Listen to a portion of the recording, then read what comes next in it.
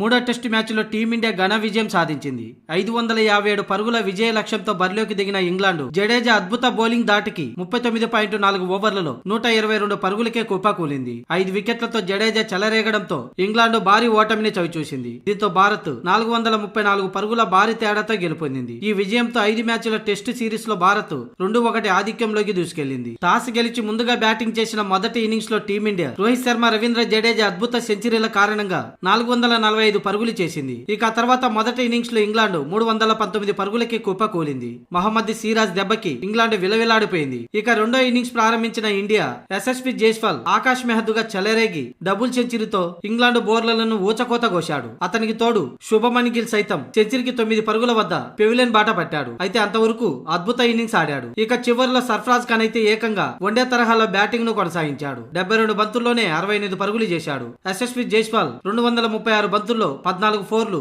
ఏకంగా 12 సిక్సర్లు బాది 214 పరుగులు చేసి నాటౌట్ గా నిలిచాడు. దీంతో భారత్ 4 వికెట్లు కోల్పోయి 430 పరుగులు చేసింది. మొత్తంగా మొదటి ఇన్నింగ్స్ ఆధిక్యాన్ని కలుపుకొని టీమిండియా ఇంగ్లాండ్ ముందు 557 పరుగుల టార్గెట్ ఉంచింది. అయితే ఇంగ్లాండ్ కు 1.5 రోజు సమయం ఉంది. అయినా కానీ 4వ రోజే టీమిండియా బౌలర్లు ఇంగ్లాండ్ భరతం పట్టారు. కేవలం 122 పరుగులకే కుప్పగూల్చారు. ఆ జట్టులో మార్క్ వుడ్ 33 పరుగులతో తానొక్కడే టాప్ స్కోరర్ గా నిలిచాడు. మిగతా వారు వచ్చిన వారే వచ్చినట్టు పెవిలియన్ చేరారు. అయితే లోకల్ బాయ్ జడేజా మాత్రం 12 ఓవర్లు బౌలింగ్ చేసి 4 మేడిన్లతో 41 పరుగులిచ్చి 5 వికెట్లు పడగొట్టాడు. అలాగే కుల్దీప్ యాదవ్ కు 2, బుమ్రా, అశ్విన్ కు తలా 1 వికెట్ దక్కింది. మొత్తంగా టీమిండియా 434 పరుగుల అతి పెద్ద విజయాన్ని నమోదు చేసింది ఇంగ్లాండ్ పై. దీంతో 5 టెస్టుల సిరీస్ లో 2-1 ఆధిక్యంలో నిలిచింది భారత్. అలాగే ఈ విజయంతో టీమిండియా WTC పాయింట్ల టేబుల్లో 2వ స్థానానికి చేరుకుంది. ఆస్ట్రేలియాను వెనక్కి నెట్టి 3వ స్థానం నుంచి 2వ స్థానానికి చేరుకుంది భారత్.